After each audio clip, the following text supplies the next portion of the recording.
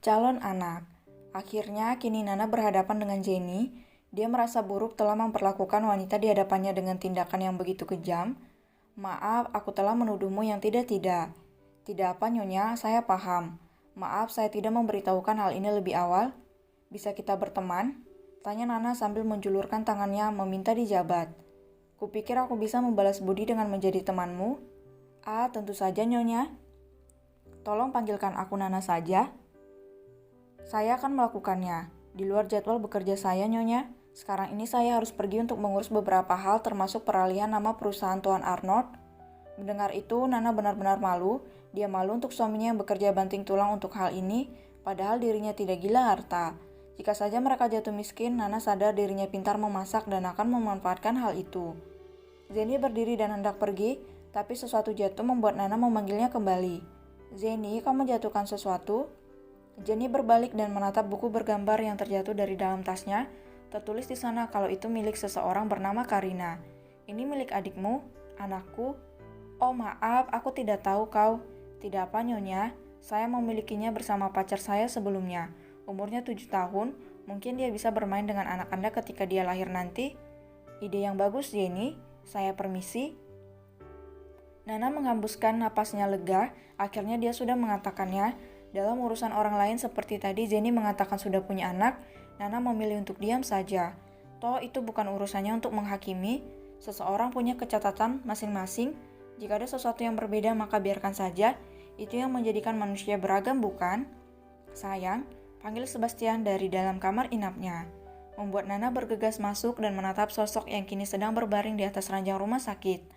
Sayang, kau sudah selesai bicaranya? Nana mengangguk dan masuk ke dalam pelukan Sebastian di sana, membiarkan sosok itu mengusap perutnya dengan penuh kasih sayang. Kau harus sembuh, harus. Tidak akan aku biarkan kau bekerja. Kau harus sembuh, oke? Sebastian mengangguk dan mencium puncak kepala Nana. Jika Mas tidak sembuh, akan aku goreng kepemilikanmu itu. Akhirnya kini perusahaan yang sebelumnya dipegang Arnold sudah beralih atas nama Sebastian. Pria tua itu melakukannya untuk anaknya agar segera sembuh. Perihal keadaan Sebastian kini mulai membaik dan tidak memperhatikan gejala-gejala dari penyakit tersebut. Apalagi kandungan Nana sudah memasuki usia 8 bulan, tinggal menunggu bulan selanjutnya dan lahirlah putri cantiknya. Untuk Sebastian memang masih bekerja, tapi dibatasi dan dibantu oleh Hans juga Jenny.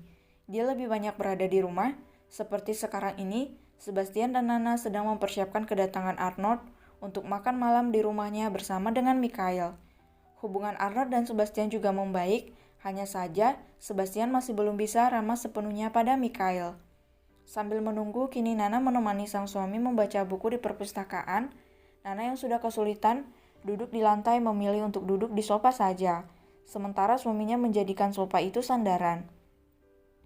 Tangan Nana mengusap surai Sebastian penuh kasih sayang. Mas, iya, aku ingin mendiskusikan nama anak kita. Nama anak kita? Nana mengangguk. Nama apa yang bagus? Kau sudah punya nama yang disiapkan sayang?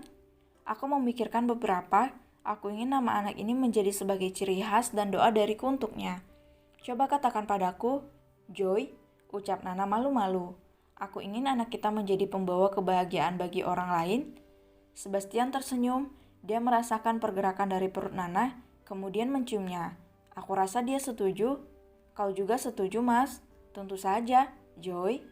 Pakai nama tengah juga sayang. Apa? Akan aku pikirkan nanti, ucap Sebastian kemudian menutup buku dan duduk di samping Nana.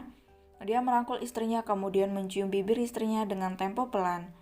Aku tidak sabar dengan kehadirannya. Hari ini, Mike akan datang. Bersikaplah baik padanya meskipun dia anak mantan kekasihmu. Oh, jangan ingatkan aku, lebih baik kita cari nama tengah anak kita. Nana tertawa. Oke.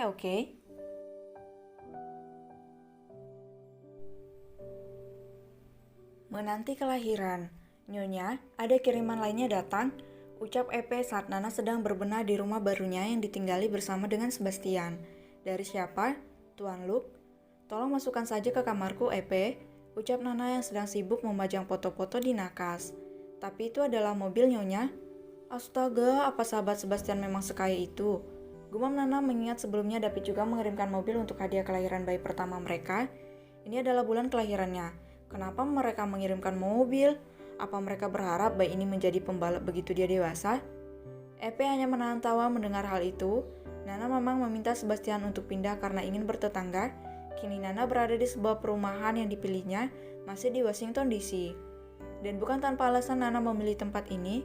Dia senang bertetangga dengan Jenny. Perumahan di sini sangatlah bagus, memiliki fasilitas yang lengkap dan tentunya memiliki tetangga yang baik dengan lingkungan yang ramah. Mungkin hanya sekolah yang berada agak jauh karena kawasan ini sudah penuh dengan perumahan, sehingga tidak cukup untuk membangun sekolah. Hanya ada praskul untuk anak-anak di bawah 6 tahun.